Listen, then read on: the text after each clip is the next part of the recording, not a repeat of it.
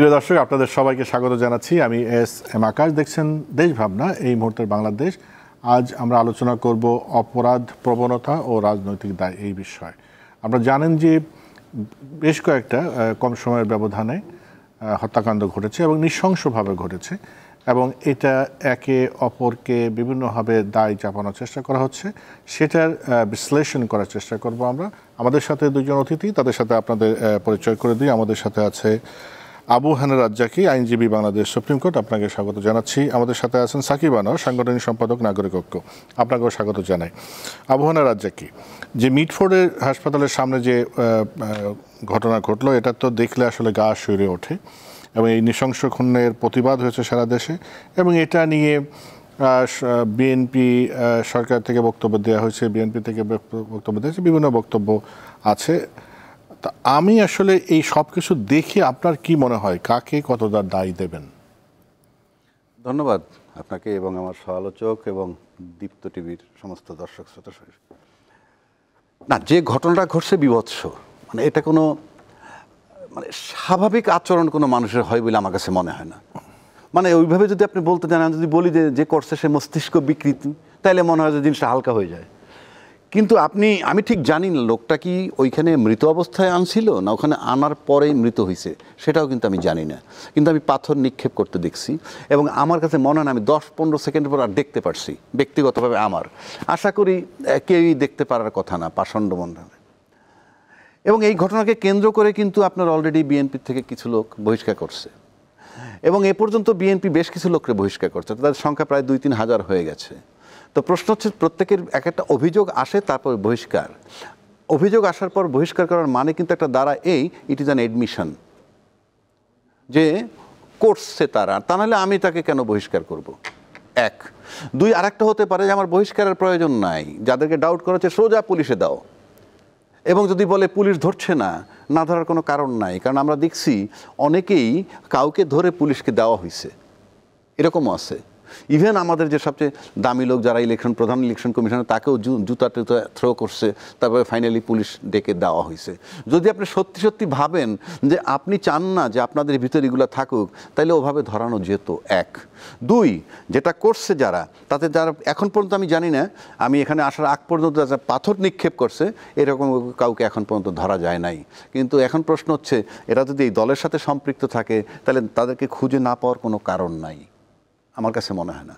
2 নম্বর হচ্ছে, এটা একটা হালকা বার্তাও যায়, if it is a fact যে তাকে চাঁদাবাজির কথা আসছে, চাঁদাবাজির জন্য যদি হয়ে থাকে তাহলে এটা বার্তা যায় জাতির কাছে, চাঁদা না দিলে পরিণতি এই। মানে বিষয়টা যদি আপনি এইভাবে দেখেন, তো আমি এত হালকা করে এটা দেখতে চাচ্ছি না।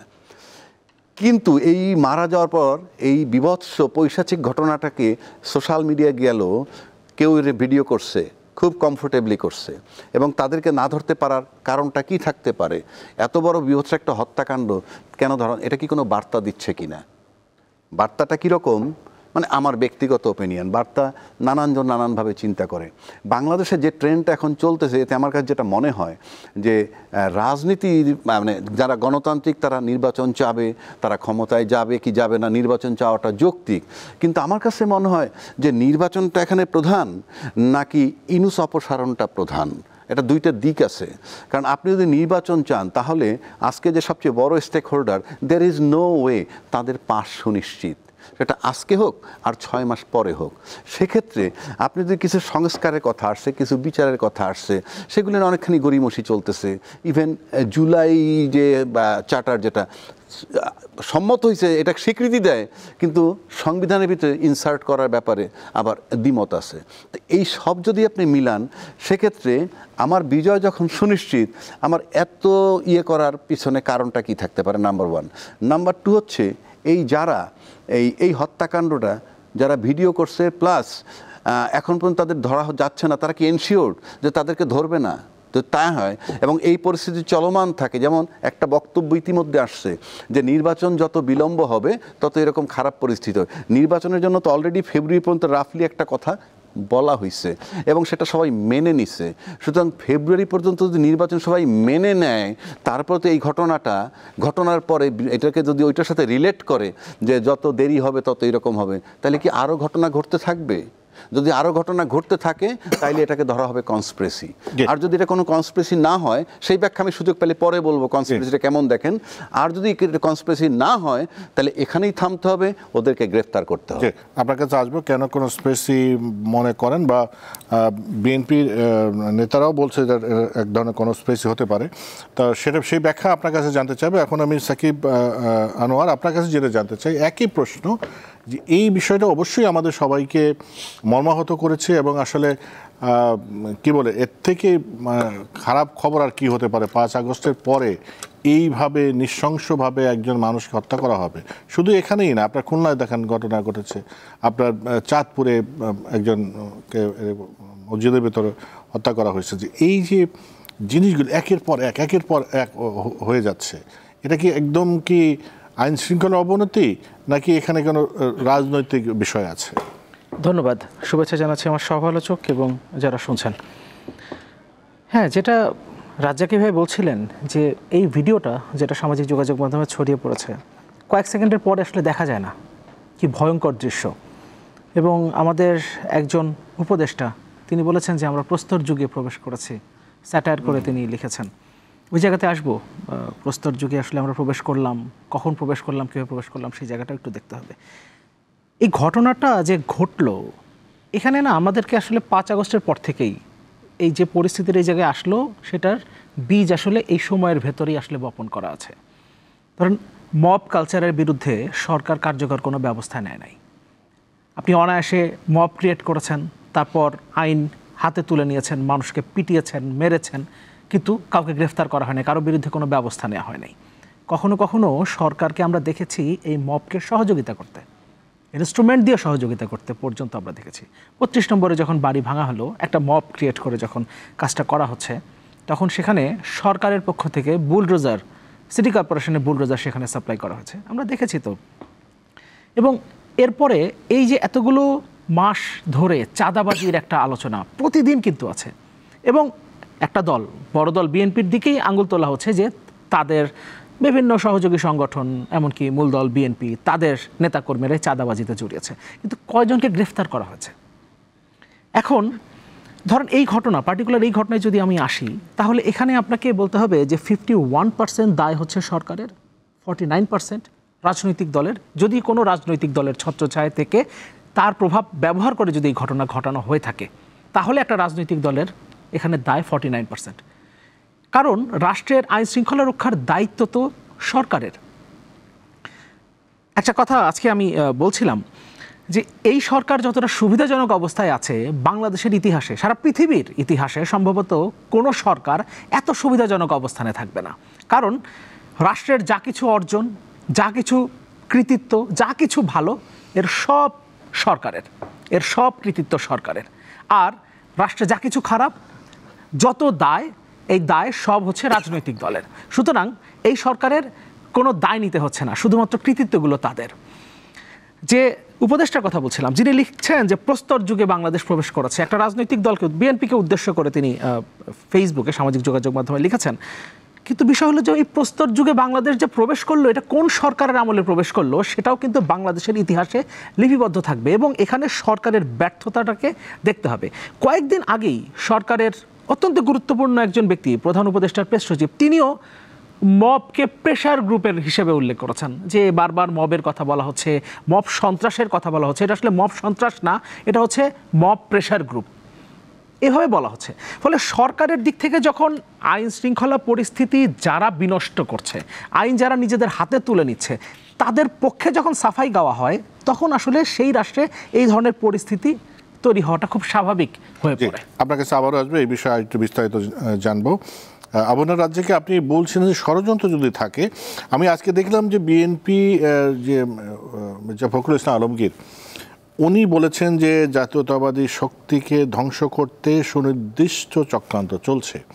এই প্রসঙ্গে কথা বলতে যে উনি এটা জাতীয় নির্বাচন, জাতীয়তাবাদী শক্তিকে ধ্বংস করতে, তা আপনার কি মনে হয় যে আসলে এই যে যেহেতু বিএনপির দিকে আঙুল, এবং বিএনপি নেতাকর্মীদের যারা খুন করেছে তারা বিএনপি বা যুব দলের কর্মী, বা এর আগে যে বিভিন্ন হত্যাকাণ্ড করে বিএনপির সংশ্লিষ্টতা পাওয়া যাচ্ছে, তো সেক্ষেত্রে মানে এই সব প্রসঙ্গে কথা বলতে মির্জা ফখরুল ইসলাম আলমগীর বলেছেন যে জাতীয়তাবাদী শক্তিকে ধ্বংস করতে চক্রান্ত চলছে। ধন্যবাদ সহ-আলোচক। আপনি যখন আপনার দল থেকে লোক বহিষ্কার করছেন কি গ্রাউন্ডে, তাদের বিরুদ্ধে অভিযোগ উত্থাপিত হচ্ছে, তার আলোকে আপনার কিছু লোককে বহিষ্কার করছেন, নাম্বার 1।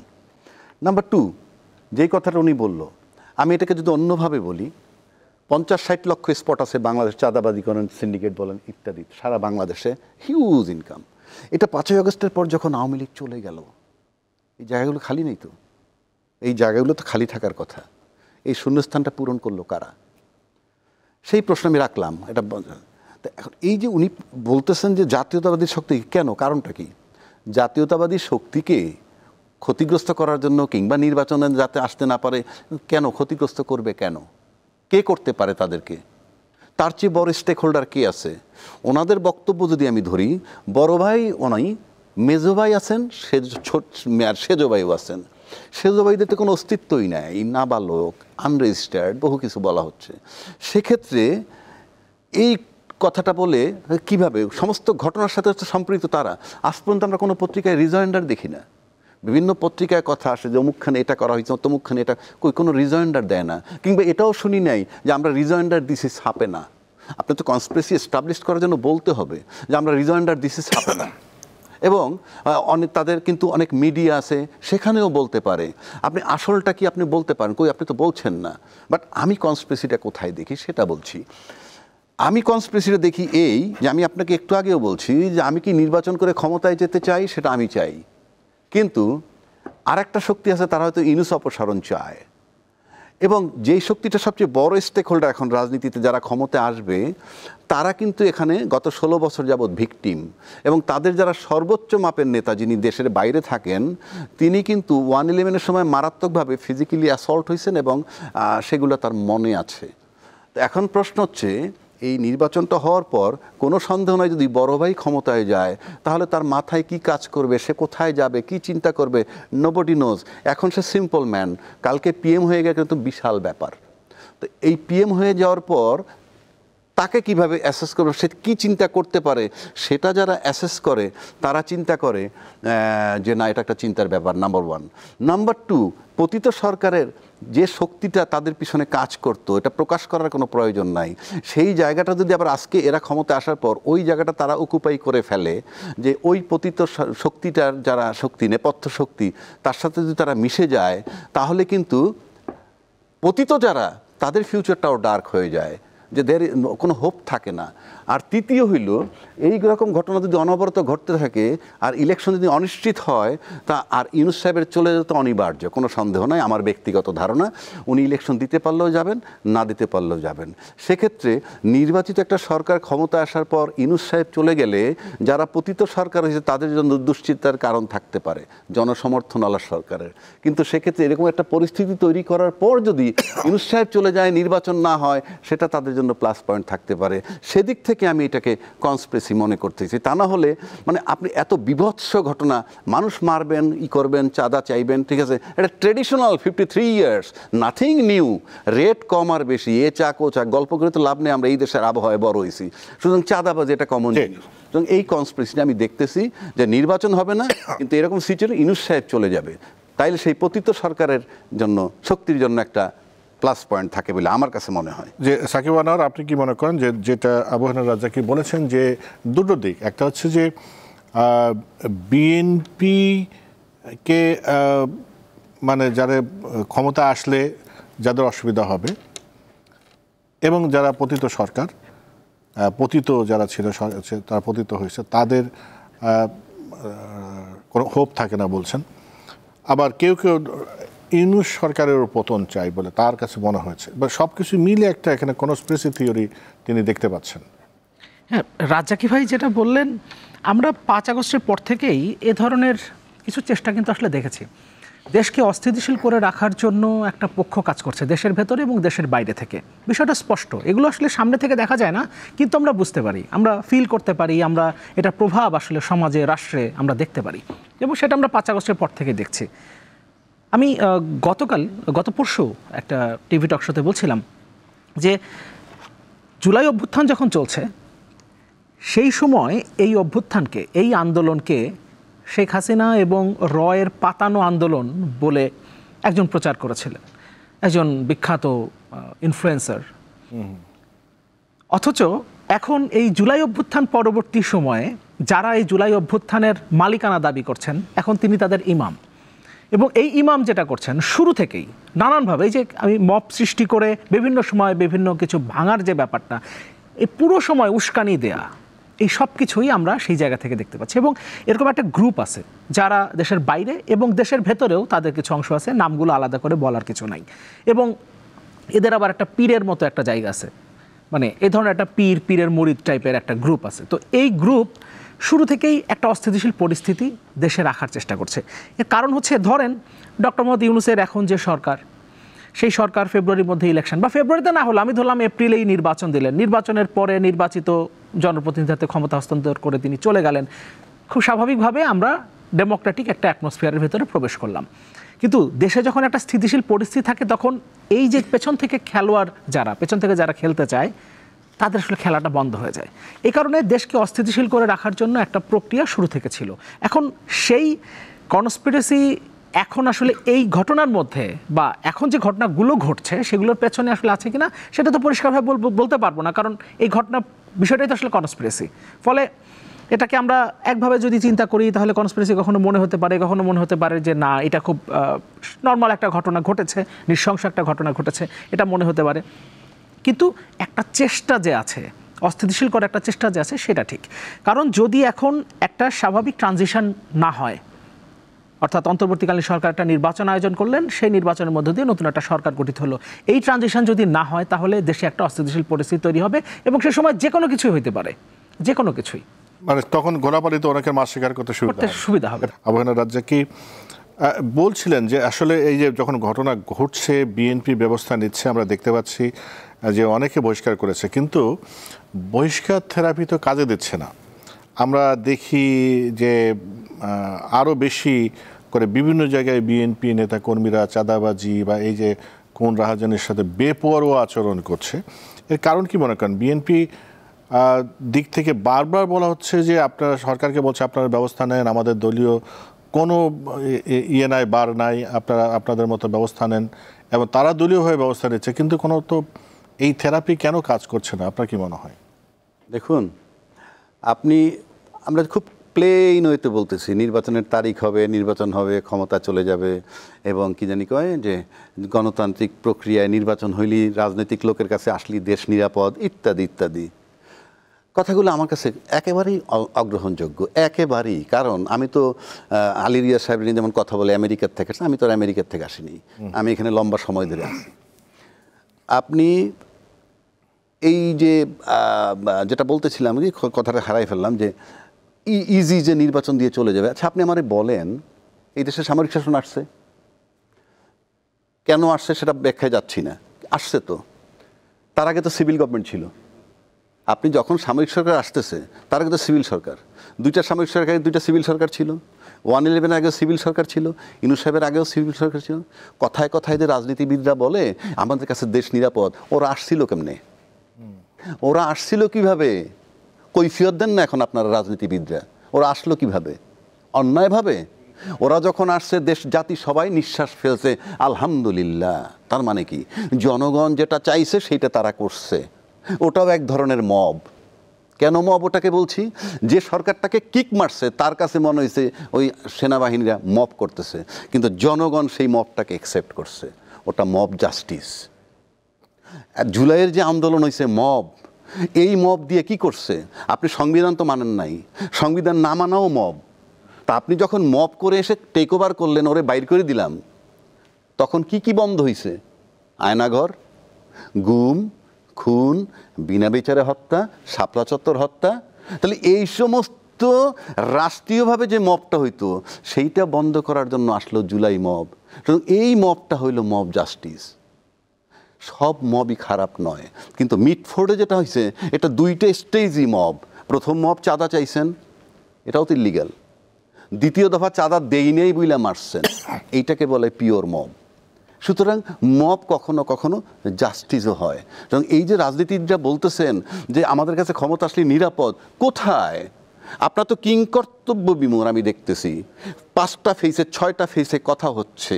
একটা বড় ভাইয়ের যে কথা বলছি, বড় ভাইদের একটা পার্ট ঢাকায়, একটা পার্ট লন্ডন, কিন্তু তারা যে এই যে বহিষ্কার করতেছে, এটা দিয়ে এস্টাবলিশ করতেছে যে তারা না, তাহলে কিন্তু কাজ তো হচ্ছে না, হবে না তো।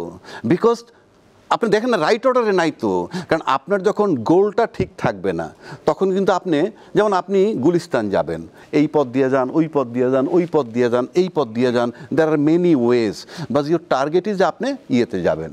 আপনি যাইতেছেন, কইতেছেন যে আপনি ক্ষমতায় যাবেন, ইলেকশন চান, আপনি আবার বলতেছেন জুলাই আন্দোলনকে সমর্থন করতেছেন, আপনারা বলছেন আপনাদের 422টা লোক জুলাই আন্দোলনে মারা গেছে, আপনি সেটা সংবিধানে ইনসার্ট করবেন না, কারণটা কোথায়? এতে কি আমার দেশের স্বাধীনতা চলে যাবে? এটা তো পার্ট বাই পার্ট, একটা পর্বের পর আরেকটা পর্ব আসছে।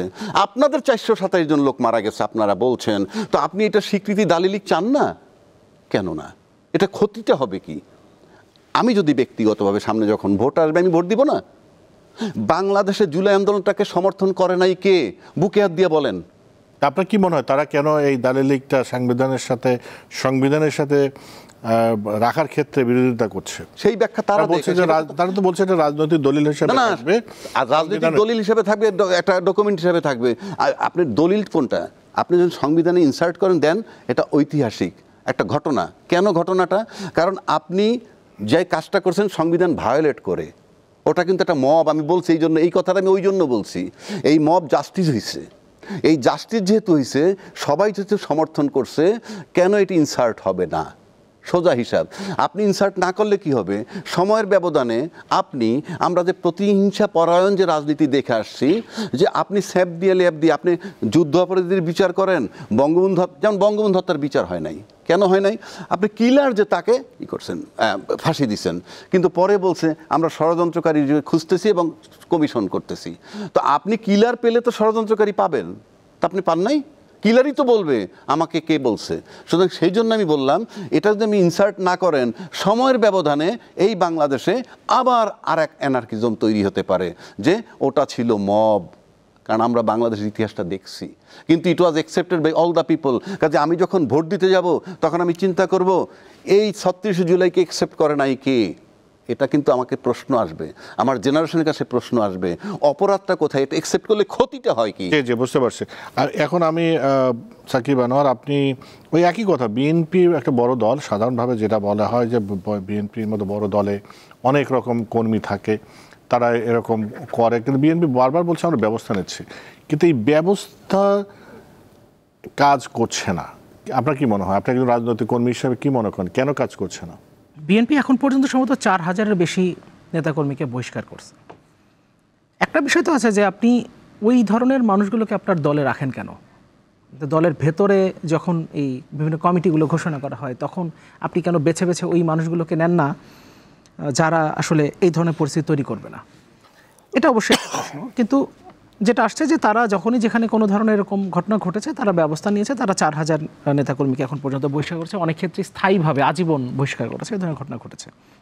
তারপরও ঠেকানো যাচ্ছে না, কারণ ওই ম্যাক্সিমাম জায়গাতে তো বিষয়টা আসলে মানে কাঁচা পয়সার ব্যাপার। তো কাঁচা পয়সার ব্যাপার যখন থাকে, এই যে ধরেন 4000 নেতাকর্মী বহিষ্কার হয়েছে, সারা দেশে কি 4000 নেতাকর্মী এই ধরনের কর্মকাণ্ডের সাথে যুক্ত? এর কমপক্ষে 10 গুণ বা 20 গুণ নেতাকর্মী হয়তো বা এই কর্মকাণ্ডের সাথে যুক্ত। তখন যখন 4000-কে তারা দেখছে যে তারা বহিষ্কার হচ্ছে, বেশি সংখ্যায় তো আসলে এর বাইরে থেকে যাচ্ছে, যেগুলো আমাদের সামনে আসছে না। ফলে বিএনপিকেও আর ব্যবস্থা নিতে হচ্ছে না, বা তারা সেটা জানতেও পারছে না। যেটাই হোক না কেন, যে কোনো কারণেই হোক না কেন, তারা যখন বাইরে থাকছে এই বহিষ্কারের বা কোনো ধরনের ব্যবস্থা নেওয়ার, তখন বাকিরা আসলে ইন্সপায়ার্ড হচ্ছে। আর আরেকটা সবচেয়ে বড় বিষয় হলো, দল থেকে 4000 বহিষ্কার করা হয়েছে। এই 10 মাসে 5 আগস্টের পর থেকেই বা 8 আগস্টের পর থেকে, সরকার দায়িত্ব নেওয়ার পর থেকে এখন পর্যন্ত কয় হাজার বিএনপি বা অন্য যে কোনো দলের নেতাকর্মী যারা চাঁদাবাজির সাথে জড়িত বা এ ধরনের কোনো অপরাধের সাথে জড়িত, তাদেরকে গ্রেফতার করা হয়েছে বা কোনো ধরনের ব্যবস্থা নেওয়া হয়েছে? তাদের বিরুদ্ধে মামলা কয়টা হয়েছে? সরকার কি ব্যবস্থা নিয়েছে? সরকার যখন এই ধরনের কোনো ব্যবস্থা না নেয়, আপনি যখন আপনার বিরুদ্ধে কোনো ব্যবস্থা নেওয়া হবে না, আপনাকে গ্রেফতার করা হবে না, আপনি জানেন, তখন আসলে আপনি ইন্সপায়ার্ড হন। মানে কি সরকার কি আসলে এই এদেরকে যারা এইসব অপকর্ম করছে তাদেরকে প্রশ্রয় দিচ্ছে বলে মনে হয়? প্রশ্নে অনেকে বলেন যে আসলে সরকার চাইছেই যে একটা অস্থিতিশীল পরিস্থিতি তৈরি হোক, এই ধরনের কথাবার্তা আছে। আমি সেটা মনে করি না। আমরা যেটা মনে করি সেটা হচ্ছে যে সরকার আসলে যে জায়গাগুলোতে হাত দেওয়া দরকার ছিল সেই জায়গাগুলোতে সরকার হাত দিতে পারে নাই। জুলাই আগস্ট 5 আগস্ট পর্যন্ত যে ঘটনা প্রবাহ, তার মধ্যে দিয়ে ধরেন পুলিশ বাহিনী পুরোপুরি ভেঙে গেছে, তার মোরাল গ্রাউন্ড থেকে শুরু করে মানে বাহিনীটাই আসলে ভেঙে গেছে। পড়াটা স্বাভাবিক ছিল, কারণ তার আগের 15.5 বছর তাদেরকে যেভাবে ব্যবহার করা হয়েছে এবং জুলাই অভ্যুত্থানের সময় তাদের যে ভূমিকা ছিল, তাতে এই বাহিনীটা 5 আগস্টের পরে এই পরিস্থিতির মুখে পড়বে, খুব স্বাভাবিক। কিন্তু সিভিল অ্যাডমিনিস্ট্রেশন আপনাকে ঠিক করার জন্য, আপনি তো সেনাবাহিনী দিয়ে পারবেন না, সেনাবাহিনী তো এই কাজের জন্য ট্রেন্ড না, আপনি তো তাদেরকে দিয়ে ঠিক করতে পারবেন না, আপনাকে পুলিশই লাগবে, আপনি বিজিবি দিয়ে ওটা ঠিক করতে পারবেন না। কিন্তু আপনি সেখানে কি হাত দিচ্ছেন? হাত দেন নাই। কিন্তু 3 মাস 4 মাস 5 মাস চলে যাওয়ার পরেও কিন্তু আমরা এই কথাগুলো বলেছি, রাজনৈতিক দলের পক্ষ থেকে এই কথাগুলো আমরা বলেছি যে সরকার পুলিশ বাহিনী রিফর্মের ব্যাপারে, তাদেরকে পুরোপুরিভাবে অ্যাক্টিভ করার ব্যাপারে কোনো উদ্যোগ নিচ্ছে না, কোনো কাজ করছে না। পুলিশ সংস্কার কমিশনের একটা রিপোর্ট প্রকাশিত হয়েছে, আমরা নিয়মিত সংস্কার কমিশন, এখন ঐক্যমত্য কমিশনের আলোচনা করছি। পুলিশ সংস্কার নিয়ে কিন্তু এখন পর্যন্ত কোনো আলাপ নাই, কোনো আলোচনাই নাই। কিন্তু এই জায়গাতে আপনাকে সবার আগে হাত দিতে হতো। আপনি যদি বলেন যে এই সরকারের তো অন্য কোনো দায়িত্ব নাই, একটা গ্রহণযোগ্য, অবাধ, সুষ্ঠু, নিরপেক্ষ যেগুলো আমরা বলি, একটা গ্রহণযোগ্য নির্বাচন করে তারা একটা গণতান্ত্রিক পদ্ধতিতে তার একটা রাজনৈতিক দল যারা ক্ষমতায় আসবে তাদের হাতে ক্ষমতা হস্তান্তর করবে। কিন্তু সেটাও যদি আপনি করতে চান, একটা নির্বাচন করার জন্য তো আপনার পুলিশ বাহিনীকে লাগবে। সো আপনি এই জায়গাগুলোতে আপনাকে হাত দিতে হবে। কিন্তু এই জায়গাতে সরকার যখন হাত দেয় নাই, পুলিশ এখনও অনেক জায়গাতে ইনঅ্যাক্টিভ, আগের মতো করতে তারা তো আসলে কাজ করছে না। আর একটা গুরুত্বপূর্ণ বিষয়, আমরা বিভিন্ন জায়গায় পুলিশের সাথে কথা বলে দেখেছি আসলে পরিস্থিতিগুলো এমন কেন, কারণ তাদের যে সোর্সের উপরে তারা নির্ভর করে, তো অনেক ক্ষেত্রেই সোর্সগুলো ওই আওয়ামীপন্থী সোর্স ছিল আসলে একটা সময়, তো ওইগুলো এখন তো নাই। তো এখন নতুন করে সেটা যে তারা তৈরি করবে, এই প্রণোদনাটাও তারা পাচ্ছে না। ভেতর থেকে যে একটা স্পৃহা তৈরি হওয়া যে আমার এই এলাকাতে আমি কাজ করছি, তাহলে এই থানার আমি সোর্সগুলো তৈরি করি, কারণ সে নিজেও জানে না যে তার চাকরি স্থায়ী কিনা, কিংবা এখানে আসলে সে কতদিন আছে, তার পোস্টিং কি, এগুলো সে আসলে জানে না। আবার এরপরে যে যখন অনেকগুলো মাস চলে গেছে, তারপরে যখন একটা নির্বাচনের মানে একটা আলোচনার ভেতর আমরা চলে এসেছি, তখন এখন পুলিশ চিন্তা করছে যে এই সরকার তো আছেই আর কয়েক মাস, এবং তারপরে রাজ্জাকি ভাই যেটা বলছিলেন যে এখন নির্বাচন হোক বা 6 মাস পরে হোক নির্বাচন, কোনো একটা পক্ষ, কোনো একটা দল, এই মুহূর্তে বৃহৎ দল যারা, তারাই ক্ষমতায় আসবেন।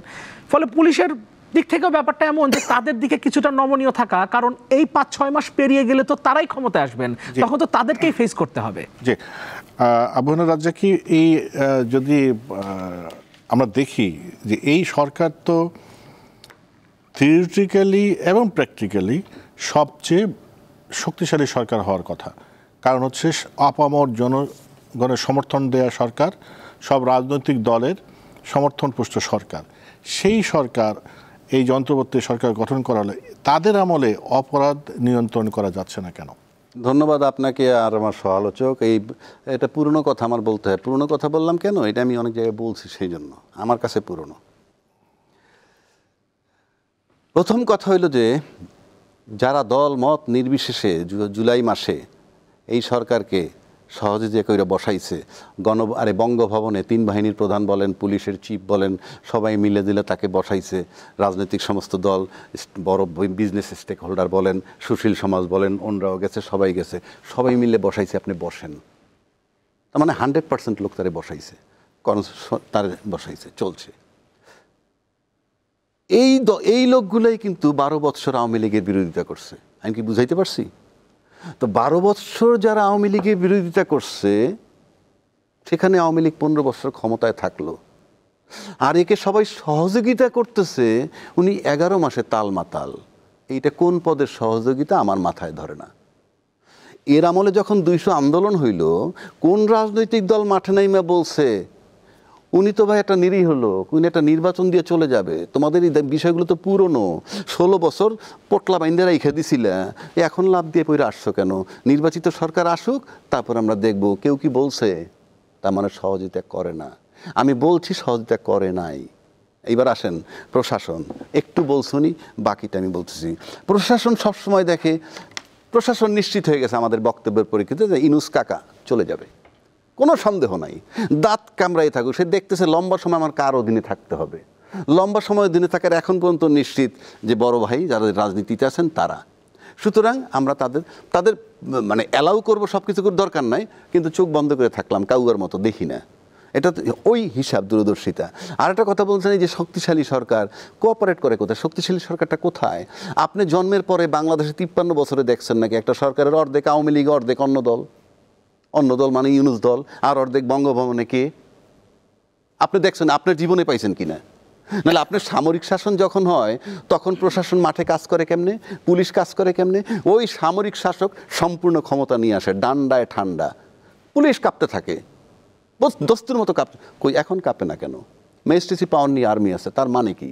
এটা কীরকম সহযোগিতা? আমি কোন পদের সহযোগিতা করতেছি এদেরকে? সুতরাং বিষয়টা মানে বুঝে নেন, 12 বছর বিরোধিতা করার পর 15 বছর ক্ষমতায় থাকছে, আর সবাই মিলে সহযোগিতা করার পর 11 মাসে টালমাটাল। এটা আপনাকে মাথায় রাখতে হবে। তারাই যখন বলছেন যে জুলাই আন্দোলনে তাদের 422 জন 27 জন লোক মারা গেছে, তাদের মাথার তাজ খালেদা জিয়ারা যখন মইনুল রোড দিয়ে বের করে দেয়, একটা লোক মারা তো দূরের কথা, আহতও হয় নাই। এগুলো মাথায় রাখতে হবে যে বিষয়টা আসলে কি। বিষয়টা সবাই সুযোগ ক্যাশ করতে চায়, but judgement is there. Sheikh Hasina 5ই August চলে যাবে কেউ ভাবেনি, আপনি আমি কেউ ভাবেনি। চলে যাওয়ার পর judgement came from the almighty, so wait for judgement. দেশ সেখানে থাকবে না। বাংলাদেশে যখন শেখ হাসিনার মতো মানুষ চলে গেছে, female version of Hitler, no doubt about it, and আমি বিশ্বাস করি যে 5ই আগস্টে যে ঘটনাটা ঘটছে এটা এখনও চলমান। যে যত দেখুক, উপরে আপনি দেখতেছেন ছাই, ভিতরে আগুন। যে আমরা শেষ করব, সাকিব আনোয়ার, আপনি কি মনে করেন বিশেষ করে এই যে আমরা মব সন্ত্রাস বলি, নৃশংসভাবে খুন বলি, এইগুলো আমরা দেখতে আইন শৃঙ্খলা অবনতি হয়েছে নিঃসন্দেহে, এবং সরকার সেখানে কার্যকরভাবে পদক্ষেপ নিতে পারে নাই, সেটা আপনি নিজেও বলেছেন যে 51% দায় তাদের, বাকিগুলো রাজনৈতিক দলের। কিন্তু এই ঘটনার পরে কিন্তু সারা দেশে কিন্তু প্রতিবাদ হয়েছে, বিভিন্ন শ্রেণী পেশার মানুষ রাস্তায় নেমেছে। কি বার্তা দিচ্ছে? শেষ করবো আপনার এই কথা দিয়ে। প্রতিবাদ আমরাও করছি। আমার দল নাগরিক ঐক্যের যুব সংগঠন, তারা আজকে এই ঘটনার প্রতিবাদে তারা মানববন্ধন করছে জাতীয় প্রেস ক্লাবের সামনে। প্রতিবাদ তো আমরাও করছি, কিন্তু তারপরেও একটা কথা বলছি যে এর জন্য শুধুমাত্র আমরা কিন্তু প্রতিবাদ যে করেছি, এই প্রতিবাদ কিন্তু আমরা দুজনের বিরুদ্ধেই। যে রাজনৈতিক দলের যদি তার ছত্রছায়া থেকে আসলে সেটাকে ব্যবহার করে তারা এই অপরাধ সংগঠিত করে থাকে, তাহলে আমরা তাদের বিরুদ্ধে কথা বলছি, একই সাথে সরকারের বিরুদ্ধে প্রতিবাদের কথা বলছি। আর একটা কথা হলো, রাজাকি ভাই যেটা বলছিলেন যে এই সরকারকে সবাই সমর্থন করেছে, তারপরেও এই সরকার 11 মাসেই কেন টালমাটাল। হ্যাঁ, শুরুতে সবাই সমর্থন করেছে, কিন্তু সমর্থনের জায়গাটা শিথিল হয়ে গেছে তখনই যখন কোনো রাজনৈতিক দল এটা ফিল করতে শুরু করেছে যে এই সরকার কোনো নির্দিষ্ট দলকে বা কোনো নির্দিষ্ট পক্ষকে আসলে ওন করে। যখন ডক্টর ইউনূস কোথাও ঘোষণা করেন যে আমার নিয়োগকর্তা বিশেষ একটা পক্ষ, যখন কাউকে পরিচয় করিয়ে দেন যে এই অভ্যুত্থানের মাস্টার মাইন্ড তিনি, এবং সেখান থেকে যখন অন্য কোনো একটা অংশের একটা দলের যখন জন্ম হয়, একটা কমিটি বা সেখান থেকে একটা দলের যখন জন্ম হয়, এবং সেই দলের যখন জন্ম হয়, তখন আমাদের প্রধান উপদেষ্টা যখন বিদেশি গণমাধ্যমকে বলেন যে তারা আমার কাছে এসেছিল এবং আমি তাদেরকে বলেছি যে তোমরা মিলে একটা দল গঠন করো, না হলে আবারও পুরনো সেই বন্দোবস্তে ফিরে যাবে, তোমাদের হাতে নিরাপদ। তার মানে পুরনো বন্দোবস্ত কি? মানে আওয়ামী লীগ তো চলে গেছে, বাকি যারা আছে তাদেরকেও ঠিক আওয়ামী লীগের সাথে মিলিয়ে তিনি বলছেন, এবং সেখান থেকে পরিত্রাণের জন্য তাদেরকে দল গঠন করতে বলছেন। তখন তিনি যে আসলে এই জায়গাতে নিরপেক্ষ না, সবাই মিলে তাকে ওখানে বসালেও তিনি যে সবার না, সেই বিষয়টা যখন পরিষ্কার হয়ে গেছে, তখন আসলে বাকিদের দিক থেকে যে সমর্থনের জায়গাটা, যে সহযোগিতার জায়গাটা, সেটা দুর্বল হয়ে গেছে। এটা হওয়াটা খুবই স্বাভাবিক, এবং এটার দায়ও আসলে আলটিমেটলি সরকারের। সরকার যদি পুরোপুরি নিরপেক্ষ থেকে 11 মাস আসলে পরিচালনা করতে পারতো, তাহলে আজকের এই অবস্থায় আসলে আমরা দাঁড়াতাম না। সরকারের প্রতি সহযোগিতার জায়গাটা এই 11 মাস ধরেই জারি থাকতো, এবং সরকার শক্তিশালী থাকতো কম্পারেটিভলি অবশ্যই। আমরা এই পর্যায়ে শেষ করি। আবহানা রাজ্জাককে অনেক ধন্যবাদ, সাকিব আনোয়ার আপনাকে ধন্যবাদ। প্রিয় দর্শক, আজ এই পর্যন্ত, সবাই ভালো থাকবেন।